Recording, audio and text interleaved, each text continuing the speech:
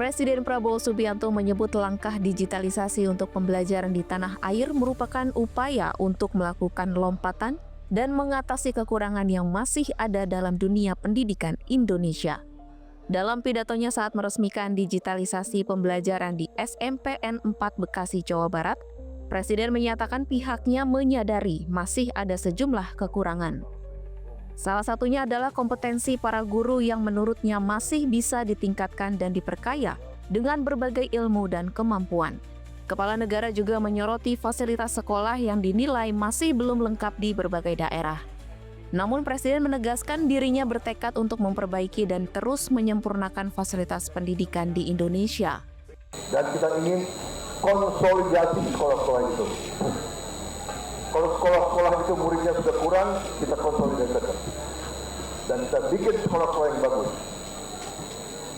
Rencana saya kita akan mulai bikin sekolah terintegrasi dengan fasilitas modern sama dengan sekolah yang ada di negara-negara maju. Program digitalisasi pembelajaran yang diluncurkan oleh Presiden mencakup pembangunan ekosistem belajar yang interaktif, inklusif, dan merata. Presiden menekankan bahwa laju pembangunan dunia yang begitu cepat perlu dikejar dengan berbagai respon, termasuk di dunia pendidikan.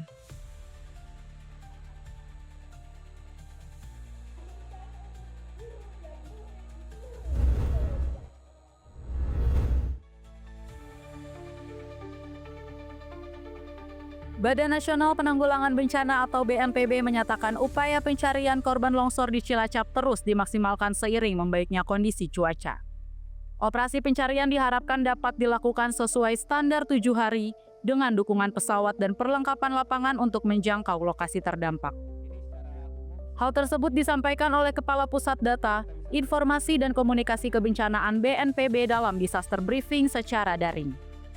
Pada saat awal kejadian itu kondisi cuaca masih hujan ya, artinya operasi pencarian belum maksimal karena hujan deras dan kondisi tanahnya masih bergerak. Jadi sangat riskan untuk para personil di lapangan meneruskan upaya pencarian.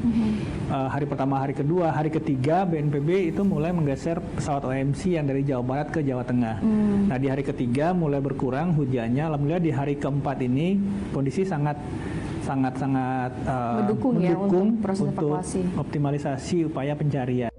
Lebih lanjut, wilayah Jawa Tengah disebut sebagai daerah berisiko tinggi longsor berdasarkan riwayat kejadian dalam 10 tahun terakhir, terutama di Banjarnegara dan Cilacap.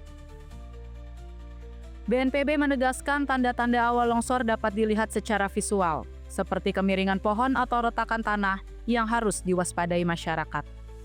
BNPB juga mengimbau warga di kawasan perbukitan untuk segera mengungsi saat hujan lebat, mengingat potensi pergerakan tanah yang tinggi.